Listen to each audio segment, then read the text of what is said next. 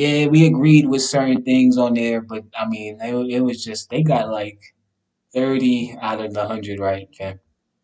Right? And I just feel like at this point, what are you gonna do? What are you gonna do? You gonna get mad and email them?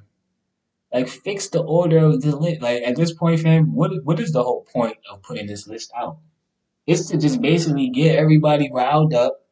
You know what I'm saying? It's for us to, you know what I'm saying, come on our platforms, come on our podcasts, give Apple basically promote them for free. I'm not stupid. I know the game, man. I'm pretty sure there were new albums, other new albums that dropped. I feel like Gunna dropped as well. I listen to the music. I hear certain, certain sound that I understand why the sound, basically makes sense. What I'm just saying is this: I'm just not quite there yet with the. I don't know, man. It's tough for me to really. Gunna's just not really, basically for my palate. But I will say though, I will say, I recognize and I understand that that young man is out here at the top of his game. You know what I'm saying? He's out here. His name is buzzing. He just put out a project. I definitely did not hear this. Although I feel like I'm gonna hear this shit. It's gonna be out. People gonna have it playing outside and things like this. So I would probably hear it down the line. I don't even know the name of the album, but I've definitely been hearing like some good reviews about it, right? So we just wanted to acknowledge that. Um, I don't think that the album that he put out is gonna make. Well, it definitely didn't make this top 100. It might not make the next one either, though. I don't know. I don't know, man. This top 100 list. Do I need to pull this shit up, man? I'm not about to read 100 albums to you on this podcast. I'm not gonna do that. But what I will do is, I'm pretty sure I have a top 10 in here somewhere. I know I got my screenshots and all that. Hold on, fam. Let me see what we got here, man. I got like 200 screenshots for this episode, fam. Understand that even on break, I'm still podding, right? It's really not a break. Like, I didn't go to Key West. Like, I had to reorganize my file cabinet. I had a couple meetings I had to take this week, 3 meetings this week, man. You understand? Y'all wasn't about to get this shit until, like I said, episode 66, damn album. We ain't get another album for 5 years after that, fam. That was definitely a consideration, fam. That probably won't fly as a podcaster, fam. You take 5 years off, nigga, your podcast is all for the DSPs, all type of shit, fam. They done removed your content. You done got flagged. You're not even there to get the copyright off. So look, man, look. I was getting ready to right. This Apple list, right? This blasphemous. Okay, so let's just get this out of the way, right? Because like I said, there were some rankings on the list. The Miseducation of Lauryn Hill ranked as the greatest album of all time. Now you're not going to get an argument from Willmatic TV there, right? I truly do feel like, yeah, I would have to agree. I would have to agree, just based off of, I mean, listen, let's just face it. Let's just face it.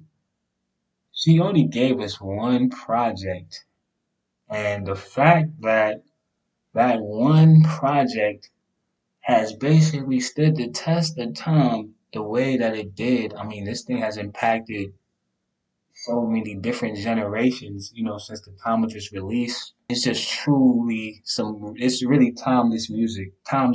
And to basically see, Lauryn Hill kind of basically still around to kind of receive her flowers. Lauryn Hill definitely was at that hip hop 50 as well, by the way.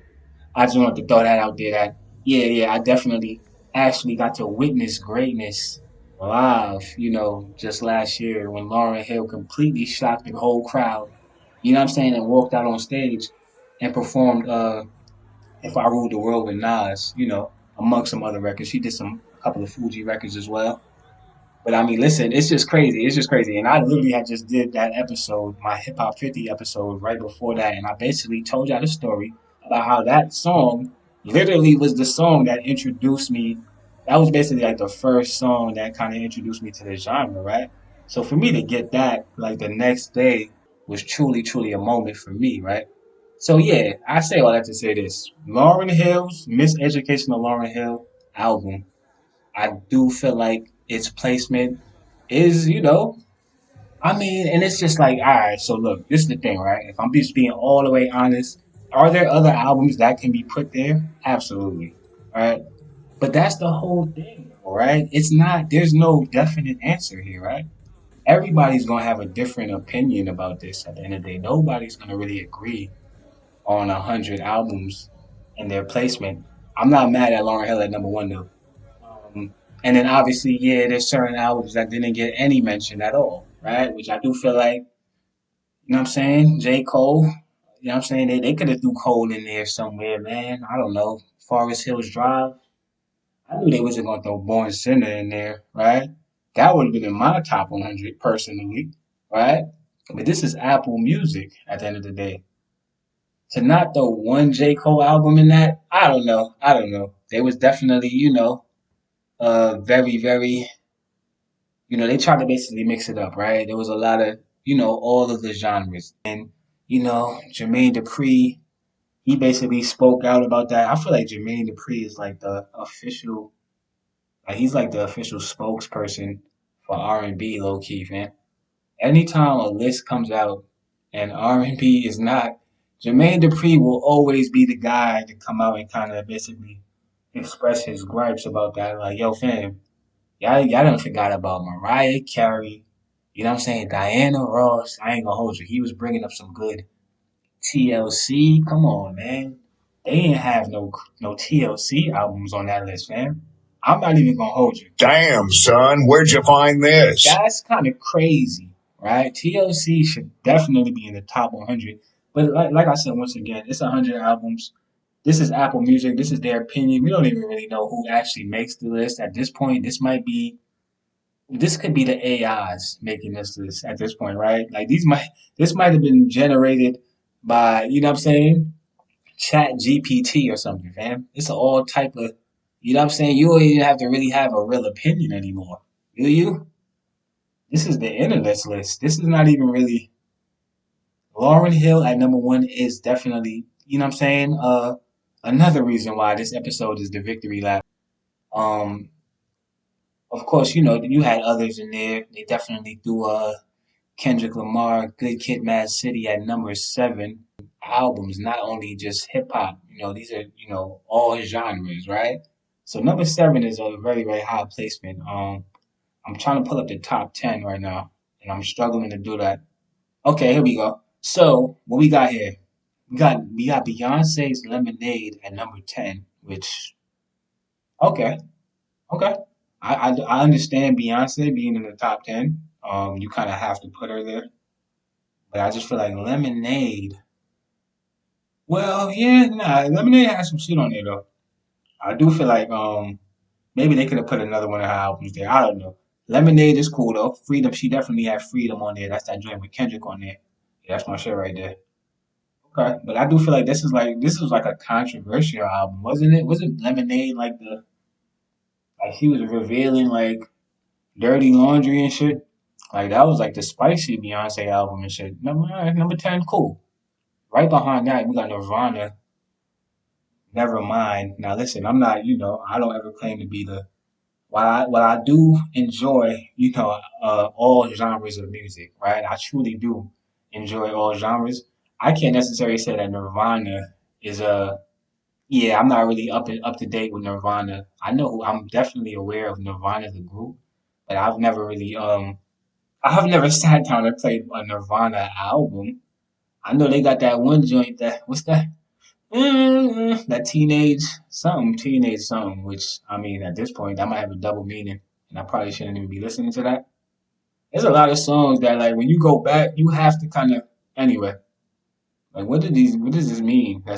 Amy Winehouse coming in at number eight with back to back again. Amy Winehouse, I do feel like, was a rare talent that we lost too soon, right? Back to back. I'm not familiar with the album, but I mean, it made the top 10. So obviously, I didn't need to be, right? They put this here for a reason, right? It kind of does make you want to kind of go back to some of these too, if I'm being honest. Like that, I do want to, like, I'm curious. What was the single for this? Was this the That Rehab, I know she had that big single that was, I mean, that was a monster of a single. It was everywhere. They remixed it. They had all the EDM version, hip hop version, punk rock. So Kendrick Lamar coming in at number seven, Good Kid, Mad City, Stevie Wonder, Songs in the Key of Life. Absolutely amazing album. I didn't hear the whole, I never really sat with that whole album, like from front to back. It's kind of before my time, right?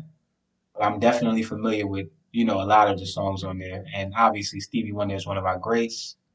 Frank Ocean coming in at number five, just ahead of Stevie Wonder is crazy, okay. Like you have to be feeling like, damn, y'all put me right before Stevie. Frank Ocean Blonde.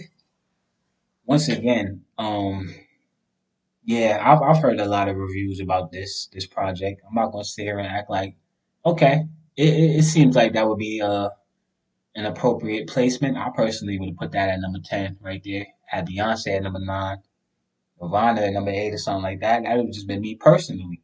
Prince at number four with Purple Rain. I mean, enough said. That could have went anywhere in the, from four to one. Realistically, you could have put that anywhere. And this is what I'm saying. It's kind of subjective, right? I do like the fact that they put okay, then they have the Beatles. Okay, I get it. Beatles at number three, Michael Jackson with Thriller at number two, and then Lauryn Hill at number one with the Miseducation of Lauryn Hill. Once again, that's just for everybody who made music. It's still an acknowledgement, right? And I'm pretty sure that a lot of those, like if your shit was number 75, fam, your streams are still going up, is what I'm saying, right? We already know that this is the day and age of, monkey see, monkey do. And they will go and click on your shit when a list like such as this comes out and it generates all this talk and all these conversations, right? I'm all for the Apple list at this point. I'm all for the Apple list. I'm all for that. Enough of the stats, enough of the accolades. Kendrick Lamar, absolutely, um, I mean, like I said, once again, we talk about impacting culture. I don't really feel like,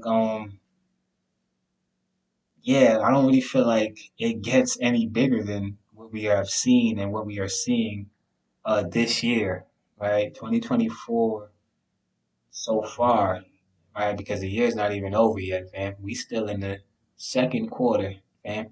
We headed into the third. Like we still got a fourth quarter that I'm pretty sure is gonna be very, very, we'll just have to see. We'll just have to see, quite frankly, because realistically, fam, there's no telling what is gonna happen next when it comes to this thing called hip hop.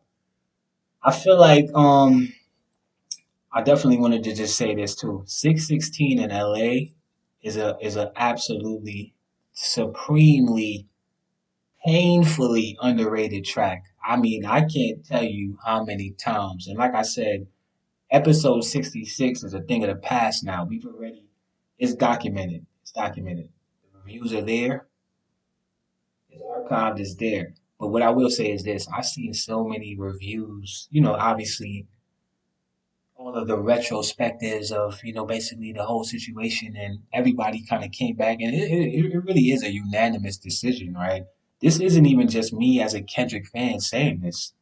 Kendrick Lamar destroyed Drake. I mean, he destroyed him. Did he end his career necessarily? He put it on life support. He did. He didn't end it, but he beat it up pretty bad. Like it's in the hospital. It's recovering. It's down. It needs some time to basically learn how to walk again. That shit is beat the fuck up, man. He didn't end it. Let's just be very, very clear that Drake is no longer viewed, all puns intended, viewed as the same guy anymore after this. It's actually kind of, like I said, I myself even feel a little pity for the guy. I mean, but then when I think about how the whole situation played out, I lose that pity because it's just like, fam, you literally got in the ring with this is like the equivalent of you remember the fight? What was that fight? Victor Ortiz went in there and fought Floyd Mayweather, and obviously Victor Ortiz came into that fight as the unanimous underdog, right? There was nobody on the planet that had him winning that fight. Maybe a couple of people for him, like a couple of people in his camp or whatever the case may be back in his hometown. but the odds in Vegas were clearly not in favor of him winning that fight. Boom, boom. Bop, bop. 1-2.